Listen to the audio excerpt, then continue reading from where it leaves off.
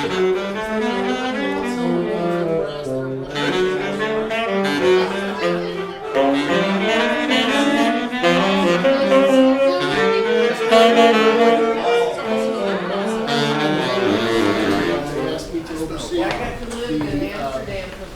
of the instruments, the product design, the quality control, the brand image, and all these sorts of things that help make the brand what it is, and they wanted us to sort of perpetuate that here in the U.S.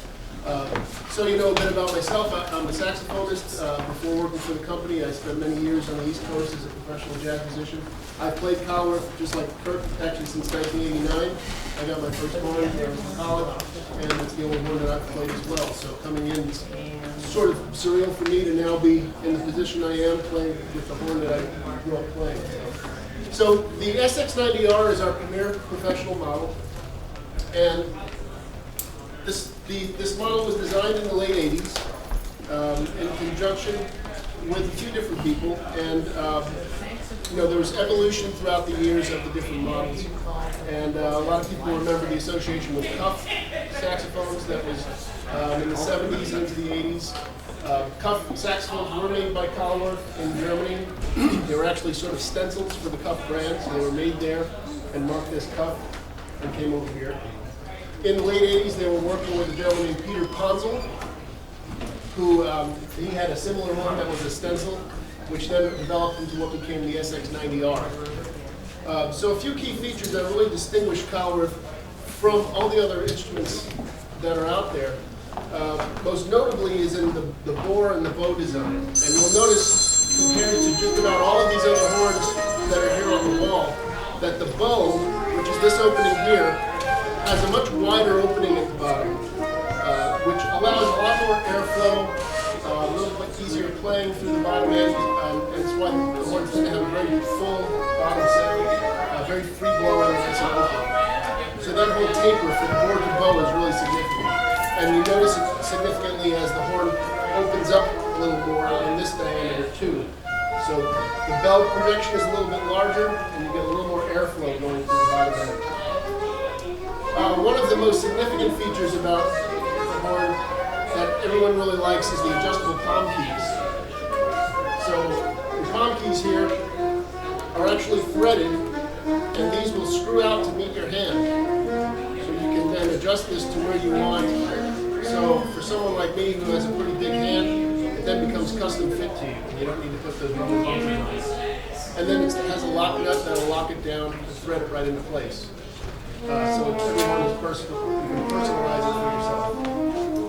Another unique feature is this little guy here, and everybody sort of wonders what this does. This little bar here is actually set up as a mechanism to help raise your G sharp key, to help keep that key from sticking. And for those of you who play, you know G sharp is one that notoriously likes to stick. It's where a lot of moisture collects. It's always kind of a pain during a gig. You try to get in there and get it dry, right, without stabbing yourself with a spring. So this thing kind of creates a little fulcrum, puts a little bit of leverage against the key to help lift it up and help keep that from sticking. The most notable feature about the SX90R is the R in the name, and the R stands for rolled tone holes.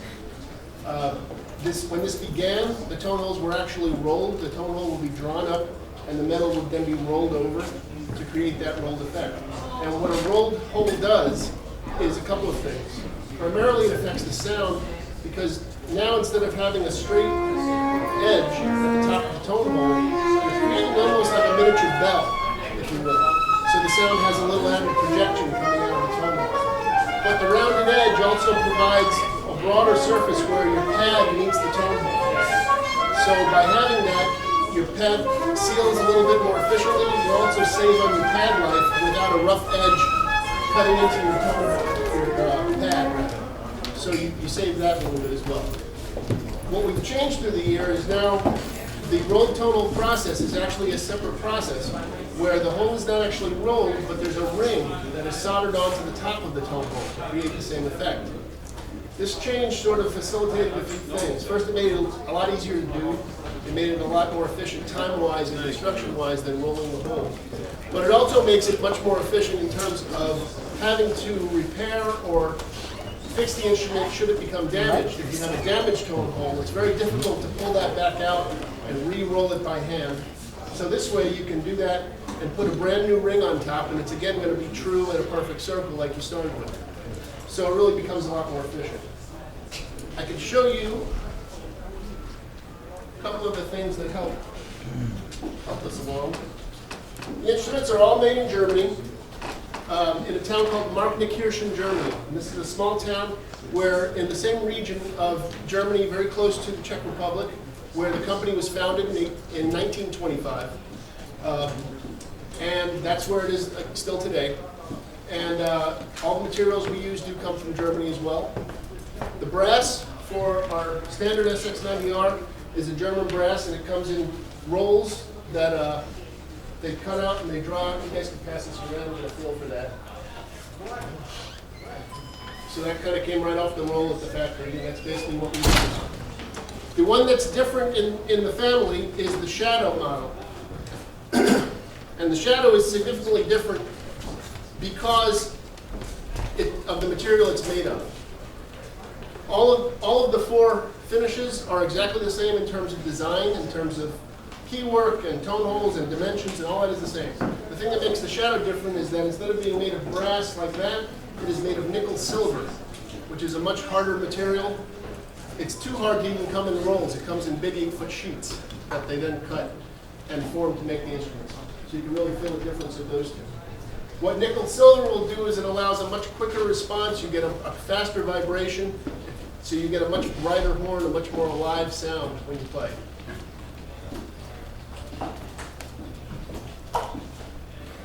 A couple of the other things that we talked about, I'll mention that one of the aesthetic things about the pads first that we use are Pizzoni pads. These are made in Italy. Pizzoni is a very common brand for most major professional saxophones today. Just about all the major brands use Pizzoni pads. Some of the models have brown, some of the models have black pads. No difference between them other than color. Just stained brown or black. However, the stain is infused into the leather. It's not a paint or it's not a dye. It's in the process when they're finishing the leather, so you don't run the risk of the paint or of a dye that could cause your pads to stick or tend to wear out. It's part of the leather. And I'll have these little things on the table over here after. This is another little close-up example of the adjustable palm key. If anyone's interested in checking that out, I'll have that. And this is actually one of the tone hole rings. And I'll have that on the table too, and you can see what that's about. It's a little brass ring. We make this in Germany in the factory, and they press these out. And there's a little groove on the back of it, and that's what sits into the top of the tone hole. And it's set and fit and then leveled out and then soldered into place so it stays there and it creates a good seal. And that's what gives you the rolled tone hole. So I'll leave these up here for people to check out. So throughout the rest of the day, I invite you to please come play the different finishes. We have some comment forms for you to fill out.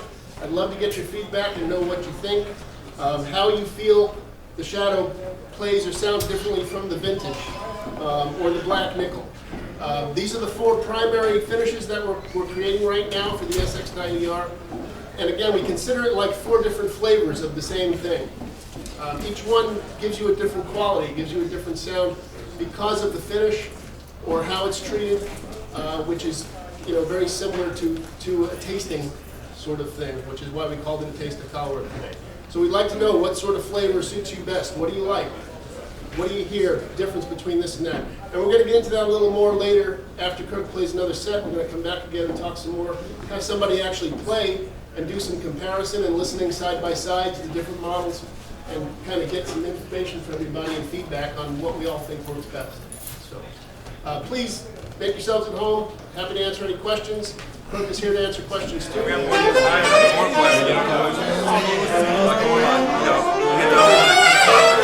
I love that. Yeah, that's what I love. Nowadays it's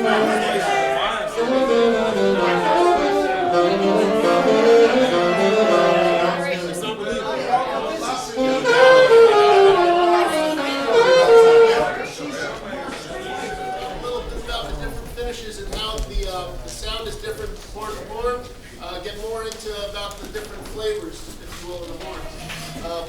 misconception I found a lot of people had about Keilwerth as I got into this was there was a lot of talk on the internet and the forums and stuff about, well, you know, the shadow is different because the keys are pointed differently, or there's a different thing about the floor, and there's this and that, and this is different because of this, and this is different because of that. And I realized it really is not that at all. You know, as I said earlier, the design, the actual design of the model for many of these different finishes is exactly the same. The thing that really makes each stand out is how it's finished off, you know, which makes the brass respond and resonate differently. The other big contributing factor and the one tangible difference between any of them goes with the shadow, where, as I mentioned earlier, which is made of nickel silver as opposed to brass, which causes the most different reaction from the other three. So what I wanted to do was we asked Christopher, where did he go? Here he is. And I don't know, does everybody know Christopher? No. Hi, Chris. So he's going to be our test subject for the outdoor tenor piece. So I'm going to ask him to go around and play each one, and we're going to kind of hear what's different about them. What we hear sort of changes model to model. Maybe the best thing might be to play the same thing as we go around, so we keep consistency of what you're playing, and the only difference should be how it sounds, and then you can tell us what you hear.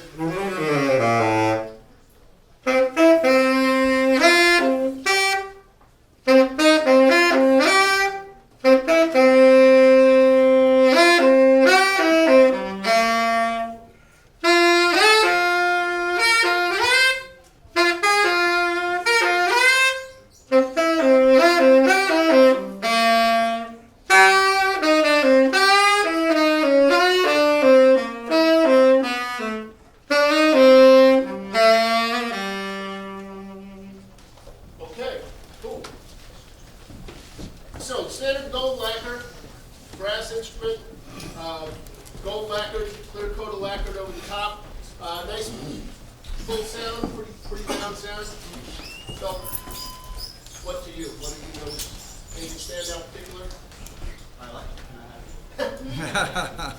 No, I like it. I mean, I played one song. Okay. Okay. So the first, or the next step for Keilwerth, I guess, in the 80s, when the SX90R developed, was starting with the black nickel finish. And this was what sort of pioneered the craze of different color saxophones for everybody after that. Keilwerth started this in the 80s with the black nickel, and then it became copied a lot starting in the 90s by all the other brands, mostly with black lacquer, which is a totally different process. This is actually nickel plated. So what they do is they take the raw brass, there is a coat of regular nickel, which actually looks gold, not black. And that's what you see inside the bell. So this is the regular nickel plating inside the bell.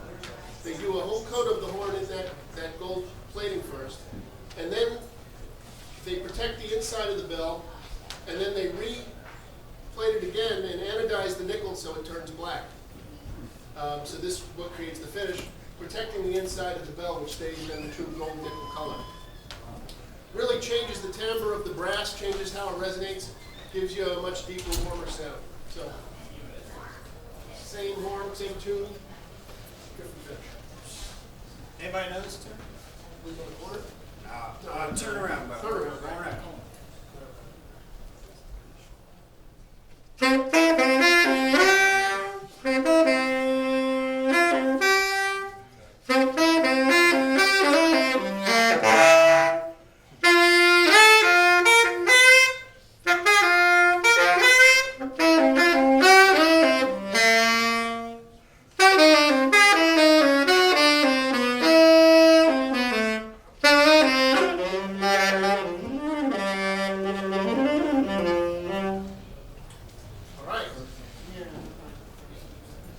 So what do we hear different? I hear some people saying, I like this, the other one. It sounded better, why? What did you like different? I like the higher tone. Okay, a little more clarity to the tone. Anybody feel differently? Anybody like this one better? I like that one better. Yeah, some people like that one. What did you like more about this one? Oh, okay. Okay, there we go. I would ask him if there's control differences. Oh, I was just gonna say, it's like the size of the tube and everything's changing. Everything's the same. Yeah, because the scale felt like from playing one song about the same pitch-wise and the resistance of both exactly. Okay, well that's good. That's good. Okay. The newest member of the family is the vintage. And in the last couple of years, we've been getting a lot of questions about this horn and why it's so unique. This is a really unique process that they put together for this horn. And I actually got to see the whole process happen for the first time just 4 days ago. I was in Germany at the factory watching them do this. So it's really an amazing thing they've come up with. And everyone looks at it and they say, wow, that's a great finish. What kind of lacquer is that? And what do they do to it? And how do they get that color on it? And blah, blah, blah. So there is no lacquer. There is no finish. What you see is the actual color of the brass. There's no coloring to it. There's no paint applied. There's no plating applied to it. We do a chemical treatment process to the brass, to the actual raw brass, that causes it to patina and age very rapidly in about 20 minutes. They do a cleaning process after the instrument is built that cleans off all the solder and all the oils and whatever else might be left from the people handling it. It goes through several stages of cleaning, and then it goes into this tank that is about the size of the horn. And when it drops in, it's kind of like one of those old cartoons with the witch with the boiling brew and everything bubbles when it hits it. It starts bubbling and foaming as it hits this stuff and stays in there for about 15 to 20 minutes. And when they pull it out, it's black. And they hose it all off, and however long they leave it in there is how much the color changes. And every piece of brass reacts differently. So if you look at this vintage to this vintage, they look completely different. Most of them have, this is actually darker than most that I've seen. Most come out more like this, where they actually end up looking like marble, or some people say they look like wood. So then the final instrument is then engraved and then clear-coated lacquer, which protects everything, stops the process that the chemicals do. That has a clear coat on it? It has a clear coat of lacquer. So it's not gonna get the grain spots? It's not going to get the grain spots. It seals in everything. It's after the engraving, so you're not going to get pitting in the engraving. A typical polishing cloth to keep it clean? Yep. Okay. Yep, that's it. But because of that, you get the resonance and reaction of an unlacquered horn. You get a raw brass sort of feel to it, rather than something with many coats of lacquer or plating or anything else on it. You just have that one clear coat of protection. So, again, same bore, same key work, nothing else different.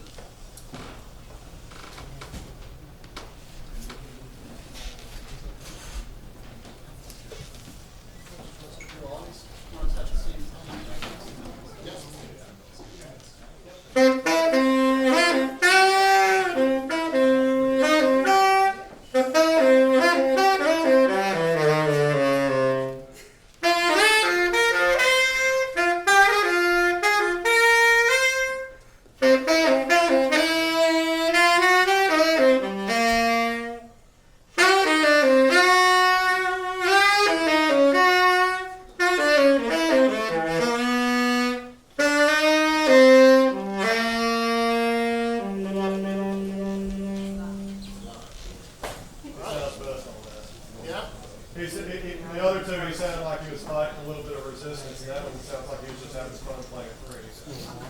How did it feel? Yeah, it seemed like the air shoots through there a little faster. Yeah, I think so. Yeah. So they're all the same price? Nope. They are not. So the final piece of the puzzle is the shadow. This has been out, maybe 10 years or so. And again, the big thing that is really different about the shadow is that this is nickel silver and not brass. Very different metal, much harder, resonates differently. The color inside the bell is actually the nickel silver. That's not a finish to that or anything. That's the color of the metal. Silver plated keys. The body is black nickel plated, just like the regular black nickel horn. It's just black nickel plated over the nickel silver. Again, adding more of that nickel resonance to the sound. Because of, and I should also mention this, because of the density of nickel plating, any of our horns that are nickel plating are engraved entirely by hand. We have one gentleman who sits in a very small room all day long with a tool in his hand. For the last 6 years, the same guy has been the guy engraving all of these horns. The gold lacquer, the vintage are done with a machine engraved. This gentleman sits there without a mat, just going at it. And if you get a real close look, especially on the shadow, it's real exquisite work that he does. So, again, the tone should be much brighter, much more alive. You should feel a much quicker response. Pretty different from the other. Is this like top of the line? Cost-wise, that is the most expensive because of materials and silver plating and different things. Yeah.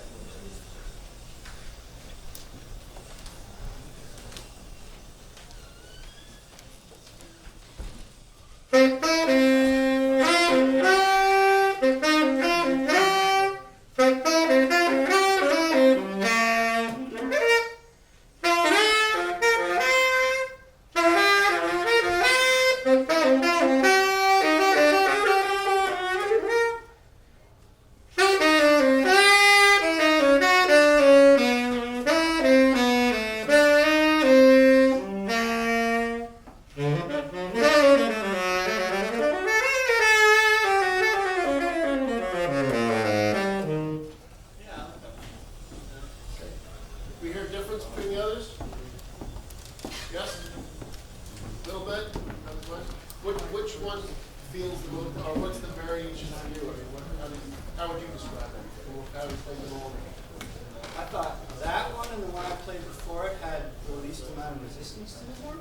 Okay? I like a saxophone that kind of pushes back, so I like just the lacquer.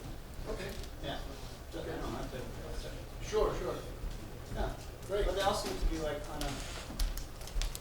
I mean, there was no difference in like the way like these work, you know. Right.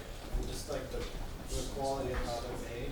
Yep. No, it's cool. It seems like a place for me too. For a horn, I never played. Yeah. Great. Generally, on the sound spectrum of things, you're going to find the most difference, I would think, between the vintage and the shadow, just because you're going from no lacquers and brass to nickel plating and nickel silver and everything else. And the black nickel and the regular lacquer should fall kind of in between there wherever you feel, just in terms of sound projection and tone quality and the differences you find there. But again, the feel-wise, horn to horn should be the same. Can I ask a question? I'm kind of off this. Absolutely. My favorite musician of my whole life is David Liebman. Yeah. Did you work with him on the soprano, or do you know the story of that? I do know the story of that. The finish to that story is very, very new. Everybody here knows Dave Liebman, I'm sure. Everybody knows Dave. He's been a great influence, certainly a living legend of the saxophone for us. He's had an association with Keilwerth Saxophones going on for 30 years now, and we're very, very honored to have him with us. In the years just prior to when Buffet took over Keilwerth, Dave had been working with the previous management in developing an instrument. That project ended sort of abruptly when the company changed hands, just by nature of things that happen in business. Since that time, there's been a lot of interest in what's going to happen with Dave and with the horn that's developed. We are going to work to move forward on that project. I actually did speak with Dave just this morning as I was driving down here from Chicago to talk about that very thing. Yeah. So the intention is to move forward with the project. In what and how and when will come to pass, but we do want to move forward with the Dave Liebman soprano. So I got to play it on the ceramics. So you can't buy that horn? It's not available? You can't. There were about a dozen made Okay. before we took over. Yeah. They were sold very quickly and gone. So there are, unless you find someone who's selling one that they had, there are none made currently.